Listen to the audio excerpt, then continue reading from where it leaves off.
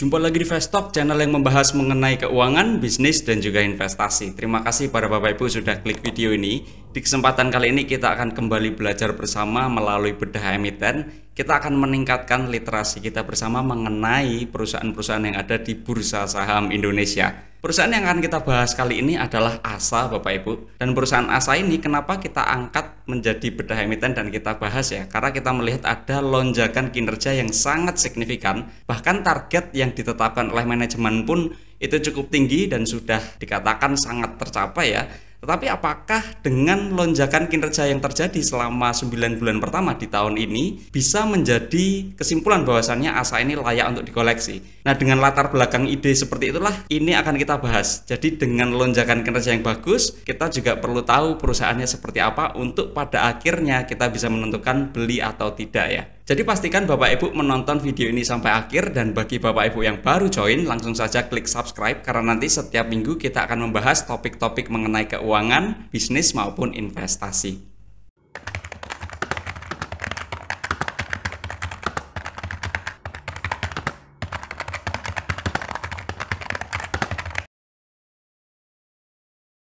ASA atau PT Adi Sarana Armada Tbk ini merupakan salah satu perusahaan transportasi terkemuka di Indonesia yang menyediakan berbagai layanan seperti penyewaan kendaraan korporasi, transportasi logistik, layanan pengemudi, balai lelang otomotif hingga jual beli kendaraan online. ASA ini berdiri sejak tahun 2003 sebagai Adira Ren yang pada saat itu hanya memiliki sekitar 819 unit armada ya.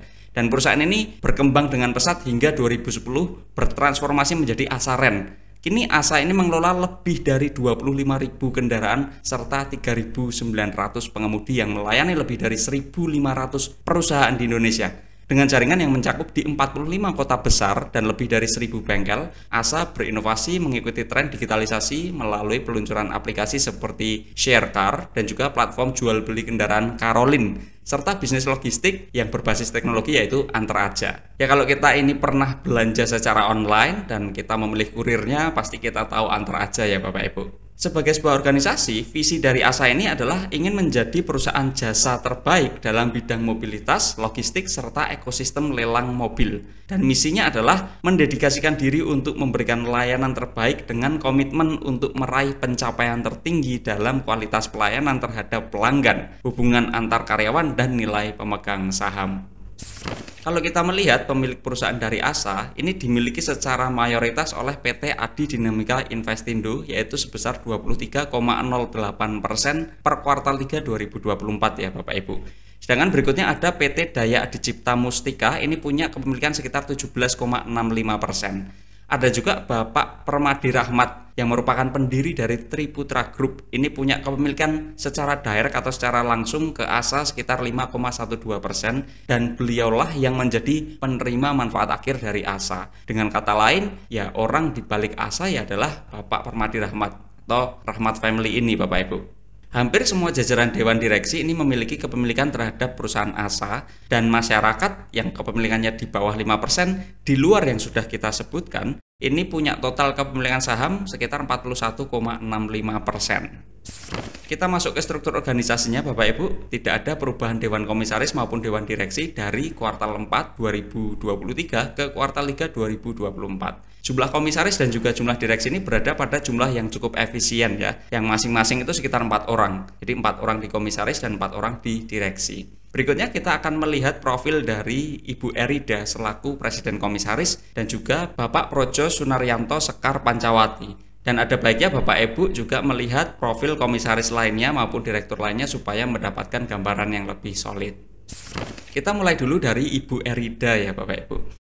Beliau ini adalah komisaris utama sejak 2016 dan beliau adalah WNI usia 57 tahun. Pendidikan beliau adalah sarjana ekonomi di Universitas Trisakti pada tahun 1990 ya. Ibu Erida ini punya pengalaman yang sangat luas di sektor keuangan dan juga investasi, khususnya dalam peran manajemen puncak. Yang secara garis besar, beliau ini punya keahlian dalam manajemen finansial strategis, Bapak Ibu.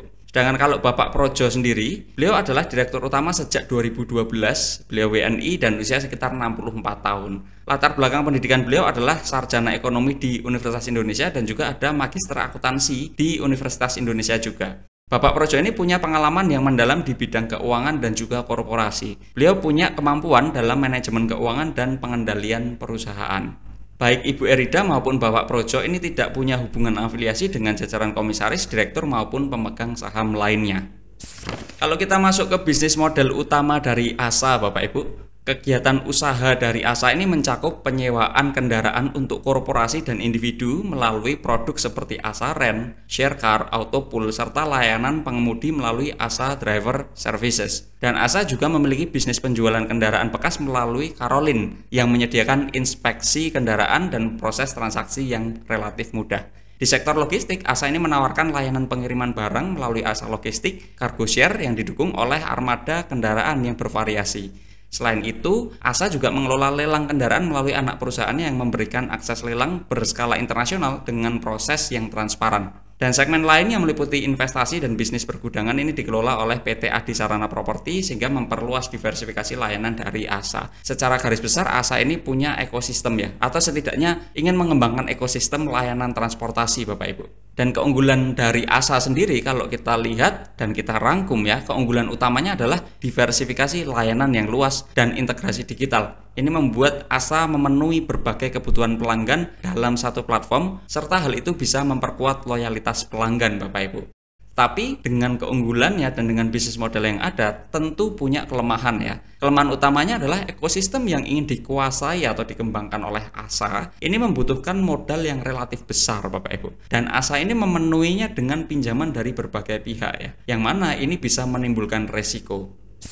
Segmen bisnis utama dari ASA, kalau kita menilik dari laporan keuangannya, dan tadi sudah sempat kita singgung ya, ini dibagi menjadi 5 poin Bapak Ibu. Yang pertama adalah penyewaan kendaraan, auto pool, dan juga jurumudi. Pada segmen ini, ASA menawarkan layanan manajemen transportasi bagi perusahaan melalui beberapa produk seperti ASA Rent, Share Car, Auto Pool, dan juga ASA Driver Services. Pada segmen penjualan kendaraan bekas melalui Karolin, ASA ini menyediakan solusi jual beli mobil bekas secara transparan dan juga terpercaya. Kalau saya cek di websitenya Karolin sendiri, ini masih terbatas pada kota-kota tertentu ya. Dan bedanya dibandingkan dengan platform seperti OLX adalah ya pada platform Karolin ini juga termasuk ada jasa inspeksinya. Jadi sudah dalam tanda kutip lolos QC-nya dari Karolin atau ASA ini sendiri ya. Untuk dari sisi logistik, ASA Logistik dan juga Cargo Share ini menawarkan solusi logistik lengkap bagi pelanggan dengan berbagai pilihan armada seperti mobil box, pick up, blind van, dan juga truk yang telah terjamin kualitasnya.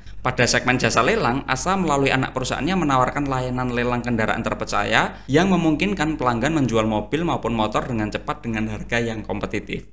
Dan pada segmen lain-lain, ini mencakup investasi dan bisnis pergudangan yang dikembangkan oleh entitas anak dari perusahaan ASA. Dan investasi merupakan lini bisnis yang baru yang mulai dijalankan oleh ASA ini sejak tahun 2019. Kita masuk ke wilayah operasinya Bapak Ibu. Per tahun 2023, ASA ini punya 1 kantor pusat, 18 kantor cabang, dan juga 22 kantor perwakilan yang tersebar di pulau-pulau besar di Indonesia. Dan wilayah operasinya ini masih didominasi di Indonesia bagian tengah dan juga Indonesia bagian barat. Jadi seperti Pulau Jawa, Kalimantan, Sulawesi, dan Indonesia di bagian barat seperti di Sumatera, ini sudah punya poin-poin dari wilayah operasi ASA ya Bapak Ibu. Sedangkan di Indonesia Timur sendiri masih relatif terbatas.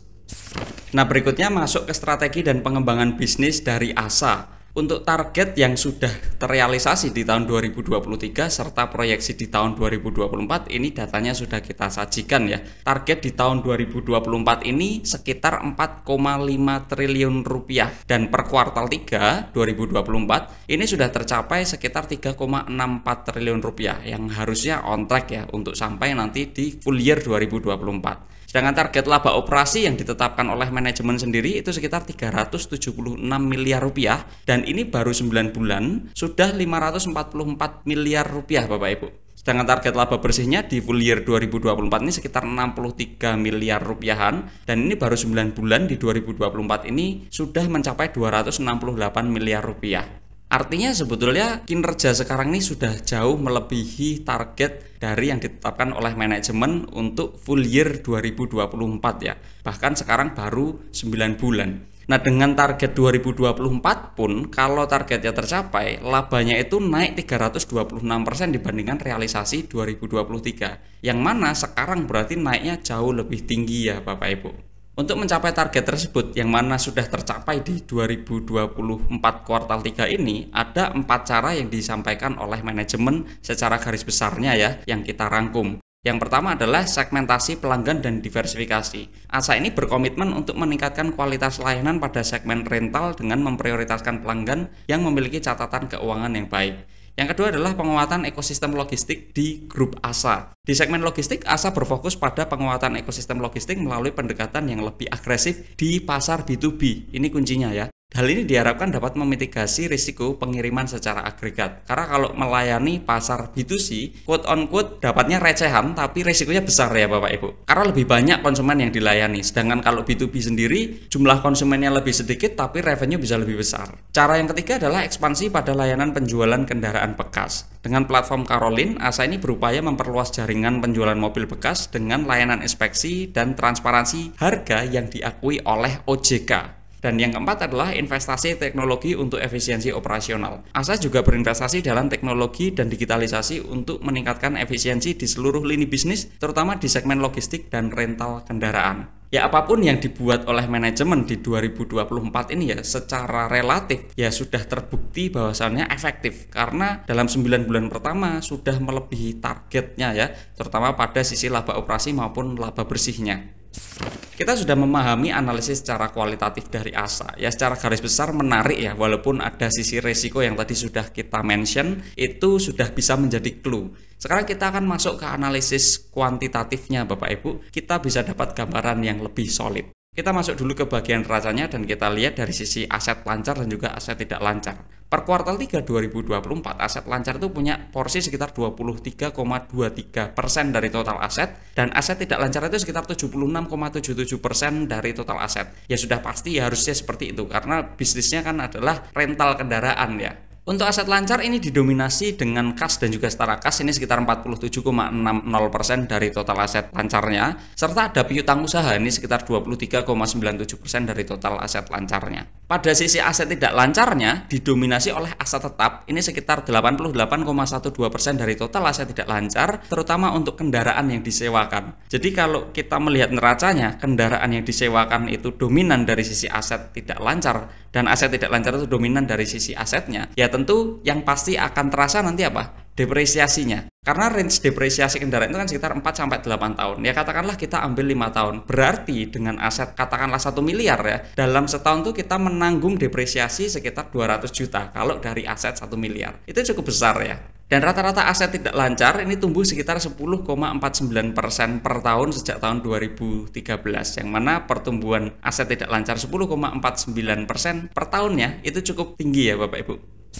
Berikutnya kita melihat neraca di sisi yang lain dari sisi komponen modal dan juga komponen utangnya. Per kuartal 3 2024 ya, utang jangka pendek ini porsinya sekitar 20,92% dari total aset, utang jangka panjang sekitar 42,30% dari total aset, dan ekuitasnya hanya sekitar 36,78%. Utangnya cukup signifikan dan paling signifikan utang jangka panjang. Lalu kita masuk sebetulnya apa sih isi dari utang tersebut? Utang jangka pendek ini didominasi oleh pinjaman bank yang jatuh tempo dalam 1 tahun itu ya, ini sekitar 67,17% dari utang jangka pendeknya. Sedangkan utang jangka panjang ini didominasi oleh pinjaman bank juga yang sudah dikurangi bagian yang akan jatuh tempo kurang dari 1 tahun, ini sekitar 89,57% dari total utang jangka panjangnya. Artinya komponen utang tadi signifikan dan dominasinya masing-masing itu paling tebal adalah dari utang bank. Utang bank itu pasti mahal ya Bapak Ibu ya. Mau semurah-murahnya utang bank ya pasti mahal tetepan.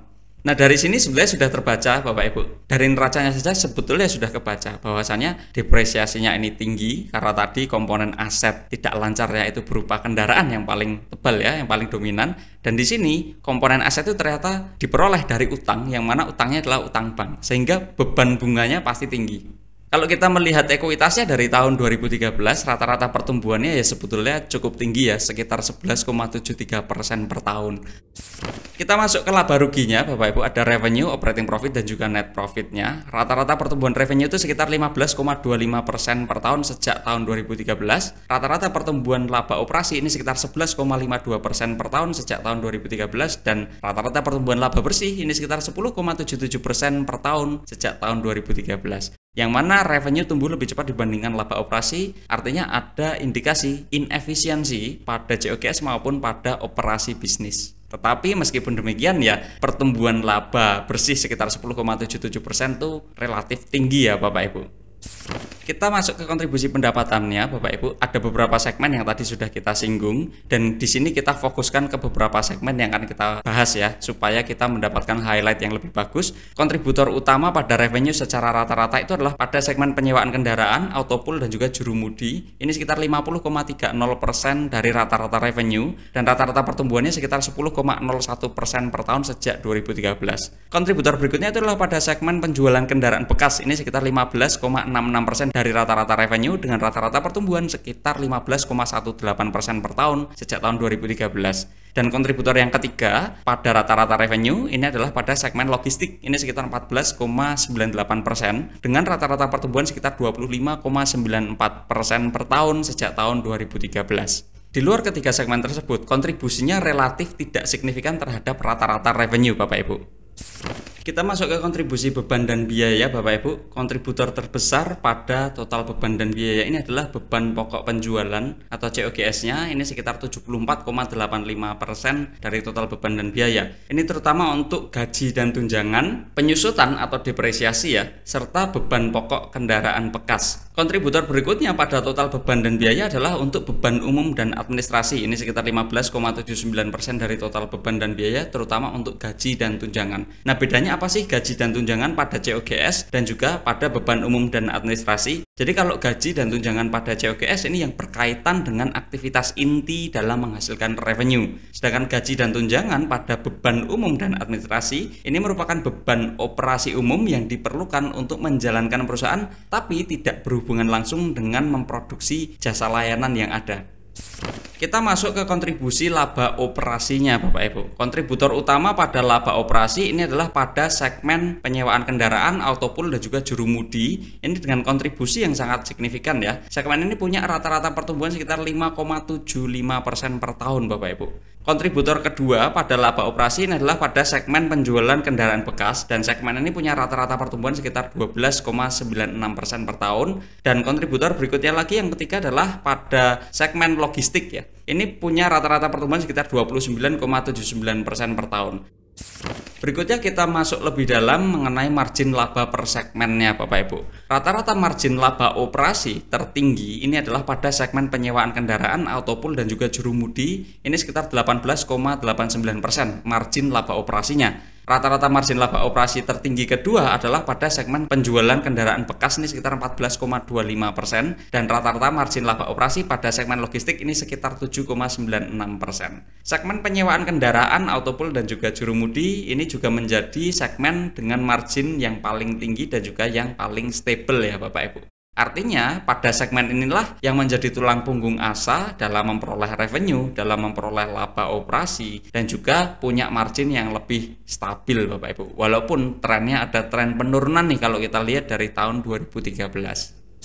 Kita masuk ke arus kasnya Bapak Ibu. Arus kasnya kita lihat dari sisi arus kas operasi dan juga arus kas bersihnya ya. Arus kas operasi ASA ini dapat dikategorikan masih belum stabil ya dalam 10-11 tahun terakhir, karena ada data 5 tahun arus kas operasi itu yang nilainya negatif. Dan hal yang sama juga terjadi pada sisi arus kas operasi bersih dari ASA. Ya, hal ini bisa terjadi karena berbagai faktor ya. Tetapi melihat ukuran bisnis, tingkat pertumbuhan, kondisi bisnis yang dimiliki oleh ASA yang masih berkembang ya, tentu saja wajar apabila arus kas operasi dan juga arus kas operasi bersih ASA ini belum stabil. Karena tadi kita lihat rata-rata pertumbuhan itu kan masih sangat tinggi ya. Baik itu dari sisi aset yang dimilikinya, ekuitasnya, revenue, bahkan sampai labanya, pertumbuhannya masih relatif tinggi Bapak Ibu. Artinya adalah ya ini fasenya masih pada fase growing nih. Untuk rasio profitabilitas, kita lihat dari sisi net profit margin dan juga return on equity, sebetulnya sudah tergambar harusnya profitabilitasnya rendah. Dan di sini pun terjawab ya, rata-rata net profit margin dari tahun 2013 sampai estimasi 2024 ya, itu sekitar 4,45% saja setahunnya. Walaupun di posisi terakhir itu sekitar 5,84% ya. Kalau dari sisi return on equity sejak tahun 2013 rata-ratanya sekitar 7,58% saja. Walaupun di posisi terakhir itu sekitar 10,15%. Rata-rata profitabilitas berada pada tingkat yang relatif moderat ke arah rendah dengan fluktuasi yang cukup tinggi Bapak Ibu. Tetapi kalau nanti dari sisi neracanya itu diperbaiki, artinya beban utang bank itu berkurang ya saya yakin profitabilitasnya harusnya bisa lebih baik lagi.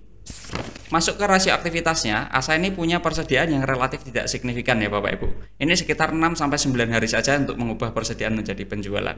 ASA ini punya piutang usaha dengan rata-rata waktu penagihan menjadi kas itu sekitar 25-30 hari. Dan ASA punya waktu sekitar 4-6 hari untuk membayar utang usaha yang dimilikinya. Dari sisi aktivitas operasinya saya rasa ya masih berada pada tahap yang efisien ya.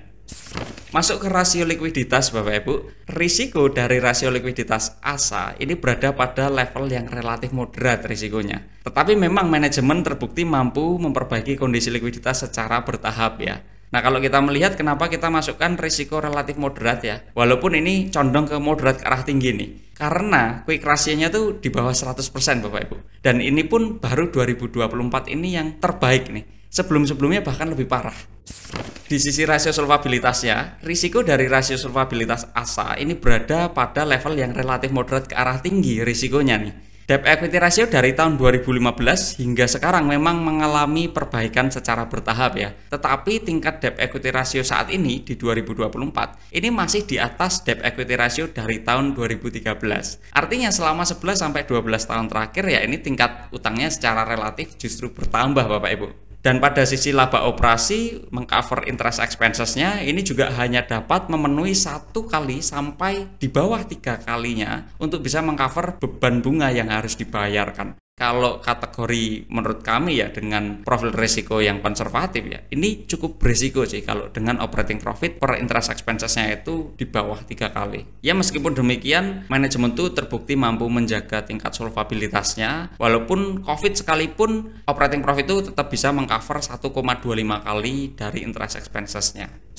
Kita masuk ke dividen yield-nya Bapak Ibu, ada dividen yield aksen dan juga dividen payout ratio-nya seperti apa. Dividen yield ini adalah tingkat dividen yang diperoleh kalau kita beli sahamnya di harga penutupan tahun tersebut dan rata-ratanya sekitar 1,78% per tahun. Dan dividen yield aksen ini adalah tingkat dividen yang diperoleh kalau kita beli sahamnya di harga penutupan tahun 2013. Rata-ratanya sekitar 1,73% per tahun. Lalu rata-rata tingkat dividen payout ratio itu sekitar 19,62% dari earning per share-nya. Kenapa dividennya itu relatif rendah? Karena banyak tahun-tahun yang absen dalam membagikan dividen ya. Seperti di tahun 2019, 2021, 2022, dan 2023. Selain itu ketika membagikan dividen pun ya relatif kecil. Tapi kalau melihat posisi ASA seperti ini, ya lebih baik jangan dibayarkan ke dividen dulu. Lebih baik untuk membayarkan utang banknya dulu ya. Karena kalau utang banknya itu turun semakin rendah gitu kan, beban bunganya kan makin rendah. Artinya laba bisa semakin tinggi kan. Profitabilitas bisa semakin tinggi dan valuasi bisnis bisa semakin terapresiasi. Nah itu dalam sudut pandang saya ya.